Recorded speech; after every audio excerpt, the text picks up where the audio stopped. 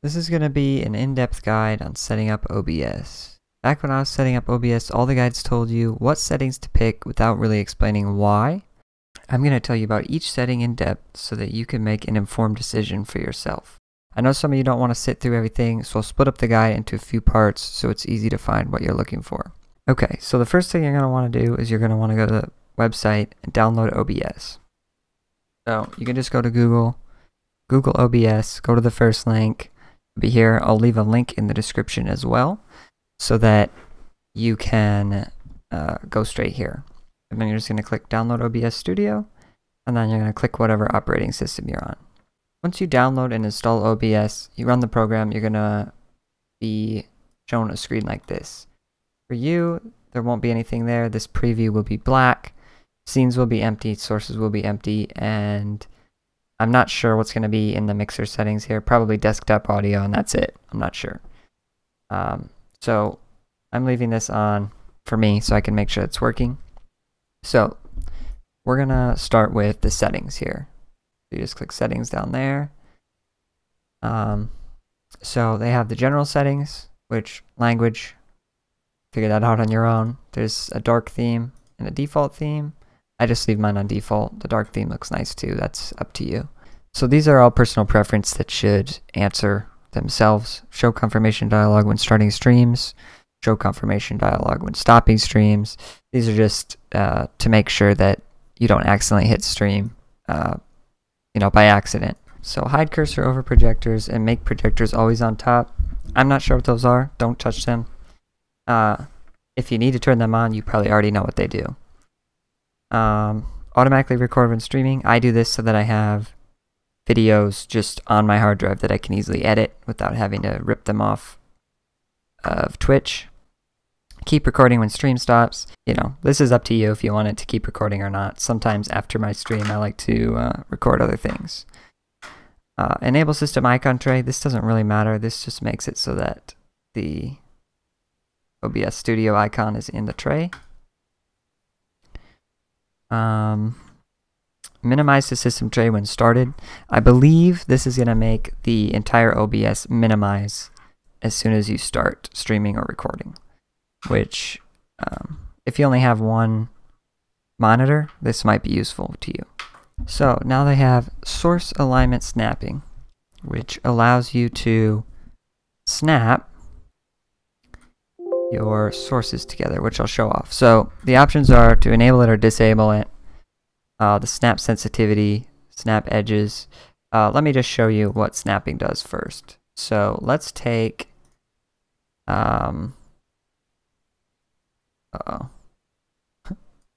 so let's take the face cam, and now if you see, it might be a little bit hard to tell, but it snaps to the border of the face cam. It'll also snap to the top, bottom, and sides. So basically it just makes it easier to snap it into other places. Now, a little tip, if the snapping is getting enabled, you can obviously turn it off now, but if you don't want to go through all that, if you hold Control, it will stop your scene from snapping. So you can get a lot more fine tuning in without having to go in and turn off snapping. There's that.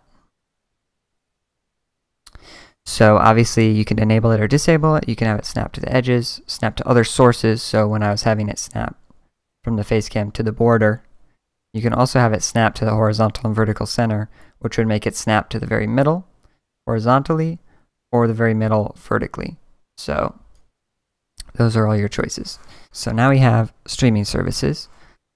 So what you're going to do is you're probably just going to click streaming services. Unless you know what you're doing, then you would do a custom streaming server, but just do streaming services. Then you can pick where you want your stream to go to, which I'm sure most of you are just going to click Twitch. So you're going to select Twitch. There's also the box to show all services, which shows you even more things. And then you're going to select which servers you want. I switch servers all the time. Some of them just don't seem to quite work so well. But generally you're going to want to choose the server that's closest to you for the least lag and stream lag and just for a better connection. So to get your stream key, you're going to go to Twitch, and then you're going to go to your account. You're going to go to your dashboard, and then up at the top of your dashboard, it's going to say stream key over here. So you click this little tab, and you're going to hit show key, and it'll give you a key.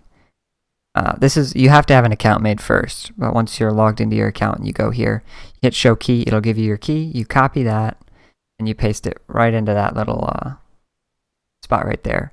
You can also reset your stream key. I'm not sure exactly where that is, but just know that it can be done in case someone else finds out. Don't ever let anyone else find out what your stream key is unless you want them to also be able to stream onto your account. So output, we'll come back to this. This is where people have the most trouble figuring out what settings they want to pick here. So we'll come back to that. Okay, so now we're going to go over audio. First is the sampling rate. Twitch says that if you're using the MP3 audio codec, that it needs to be 44.1 kilohertz. So leave that default. If you're using a different audio codec, then I believe that can change, but I would just not mess with that setting at all. Channel stereo. Obviously stereo means left and right. Mono would mean the same sound comes out of both speakers or headphones. So you're going to want to leave that stereo. Desktop audio device. You're probably going to want to leave this default because when mine's on default, it automatically picks up what needs to be heard from my desktop. If it doesn't, you may want to switch it to your speakers or whatever else if it doesn't work, but I would leave it at default unless you can't get your desktop audio to get picked up. Desktop audio device 2, I guess you can have a second source. Mic 1, you're going to want to pick whatever mic you're using. So for right now, I'm using the Snowball. You can have multiple mics hooked up, so if you want to have multiple people talking and edit their levels differently, you can also add multiple people in. But if you're just alone, just set your default audio device to your microphone and leave the other two disabled. Webcam, generally I would leave this alone. You don't really want your webcam to be picking up your audio, unless you do, in which case then you can set it to push to talk or whatever. This is all push to talk or push to mute for any of these, so if you want to use that, but generally I avoid push to talk or push to mute, so I leave these as the default. Video, this is where yours is gonna be a little bit different than mine, at least for streaming. So your base canvas is going to be your resolution of your monitor. So my monitor that I'm using right now is 1920 by 1080. If you were using a 1440p monitor, you would change it to the 1440p resolution. If you're using a 4K monitor, you're going to set that to a 4K resolution. Now here, mine says 1920 by 1080. That's because right now I don't want it to downscale because I'm recording a video for YouTube.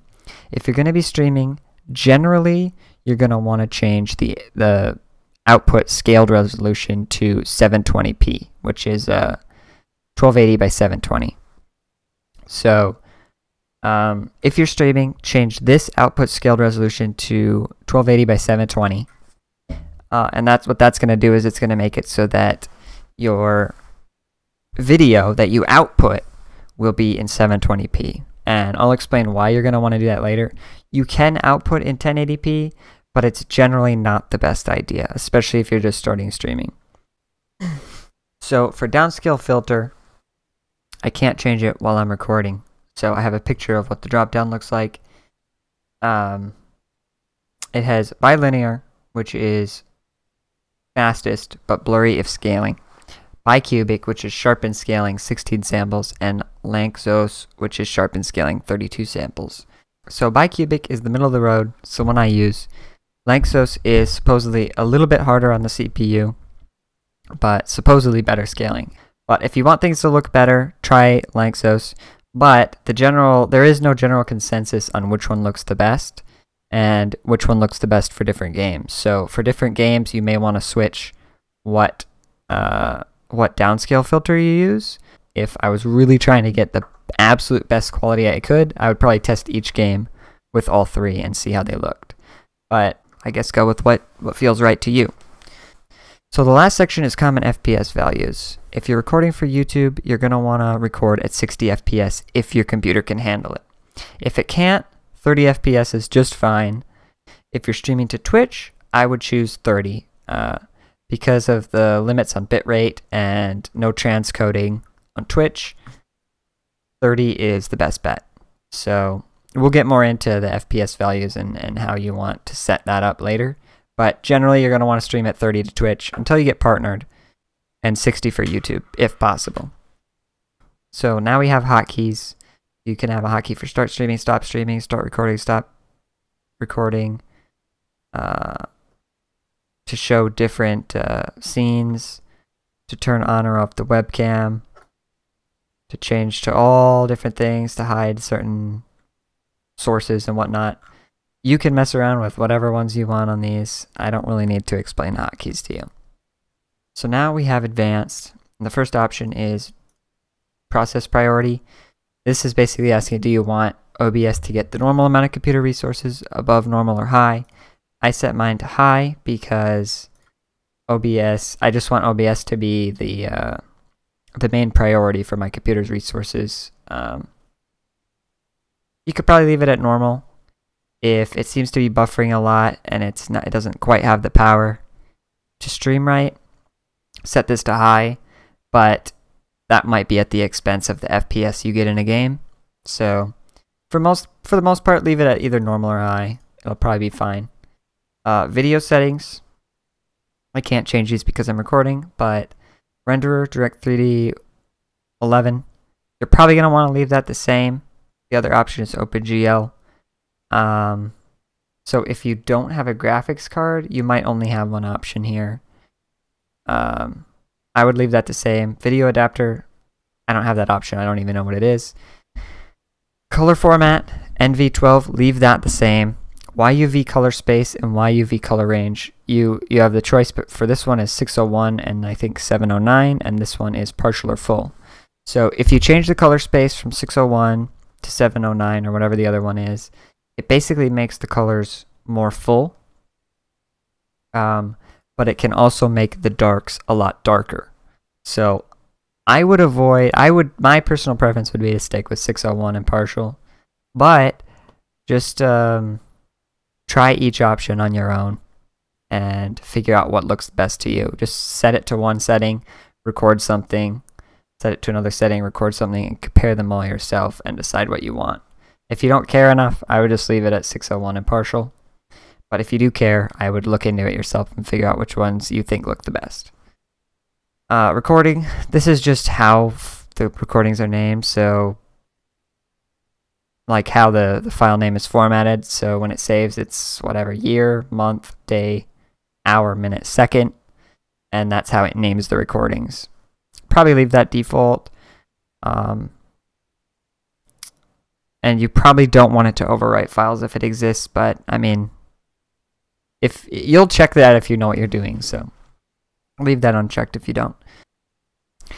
Stream delay. So with stream delay, you can actually set a manual delay of a certain amount of times, a certain amount of seconds. I don't know. I never really found a reason to use stream delay, but if you do have a reason to use it, then you'll probably know what you want to set and why. So generally, most of you guys probably, it doesn't matter. Leave that off. That just makes it so that it takes longer for the viewers to see what's happening to you. Automatically reconnect. This just makes it so if you have it enabled, it automatically, if you get disconnected from Twitch, so if your internet drops, you have a quick power outage, whatever, OBS will automatically try to reconnect to Twitch after 10 seconds, and it'll try it 5 times. This is a hit or miss. You may want to turn this off. Like in general, you might want it on because it'll automatically reconnect if your internet drops. But you also might want to turn it off in case your internet goes out and then you forget about it and you think your stream's not working because your internet's not working, and then your stream comes back on. Not usually going to be a big deal, but you may want to turn that off. Probably just leave it enabled. Network bind to IP. This just means which IP Twitch is gonna, or OBS is gonna stream from. If you don't know what this means or what to do with it, then don't touch it. So I probably don't need to explain it. If you know what it means, or if you need to change it, you already know what you're doing. So it needs no explanation. So now we have output, which you're probably gonna want to leave this simple. Unless you really know what you're doing, then you could set it to advanced. But even I have managed to find the settings that I want, even using the simple setup. So, bitrate. So, this is what people have questions about the most, is what bitrate to stream at. And it really depends. I mean, you could stream at 2000. People might tell you to stream at 2500. People might tell you to stream at 3500. The max Twitch allows is 3500. I believe streamers can maybe go higher, but the max that they say is 3500. So don't go above 3500. And unless your internet is really slow, I wouldn't go below probably 1500 either.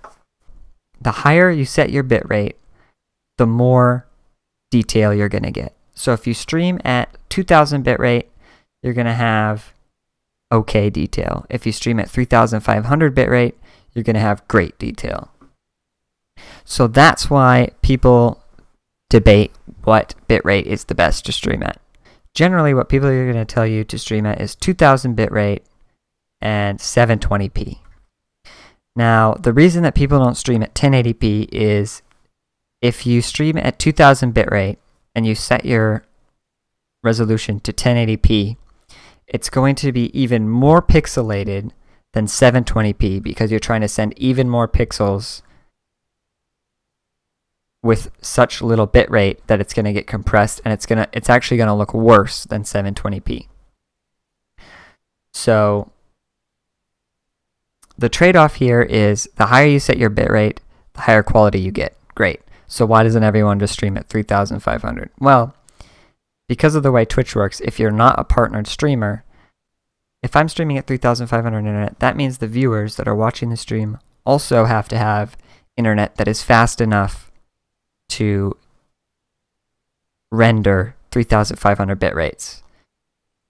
So, if you're streaming a game that's very popular in another country, a country where the internet's a lot slower, you might have a lot of people who can't handle 3500 bit rate and they get a lot of buffering and they can't watch your stream. So the trade-off is if you stream too high of a bit rate, some people might have buffering and it'll be too laggy and they'll leave your stream because they can't watch it. And also, if you stream at a low bit rate, you may have people come in, think the quality is complete crap, and leave for that reason.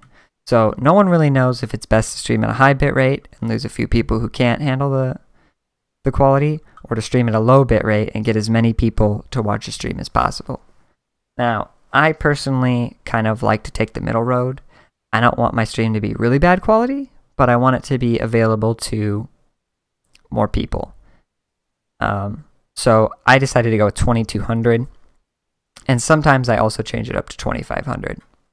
Now, the game that you play also can change what bitrate you want to play at. If you're playing an FPS game and there's a lot of movement, you know, the Twitch shooter, you know, as you're turning your screen around and doing all kinds of crazy movements, you're going to see a lot of pixelation with a low bitrate on a game like that. I'm going to do a couple tests and make a couple recordings to show you what the different bitrate settings look like. I'm just going to run back and forth on this bridge a couple times. And do it to this guy.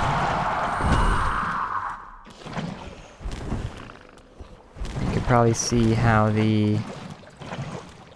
pixelated this looks here.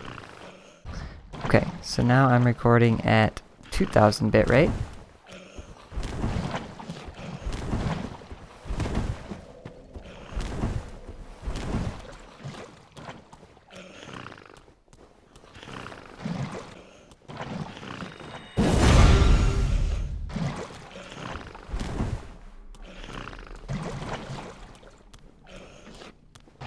Should be a lot clearer than a 1500 bit, right?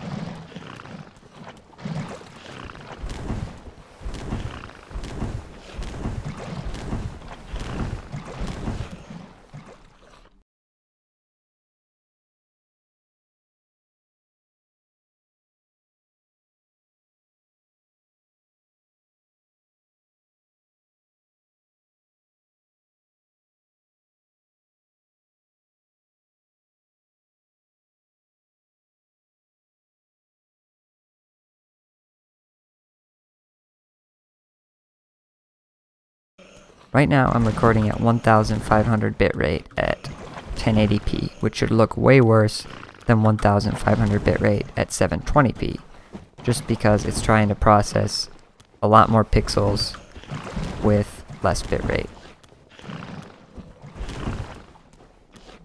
You can see for yourself.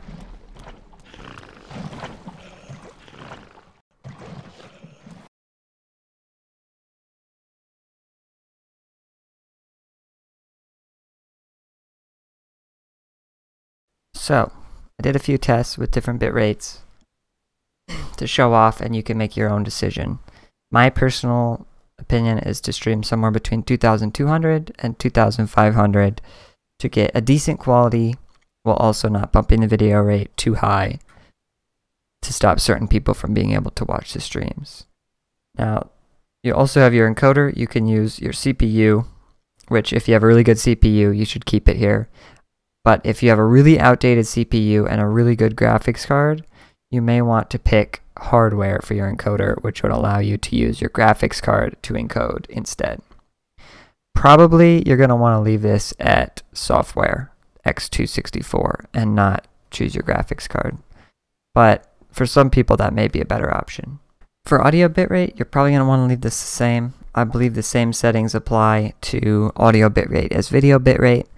The more you bump it up, the more the higher internet speed the person who's watching is going to need, and it also probably contributes to your video bitrate.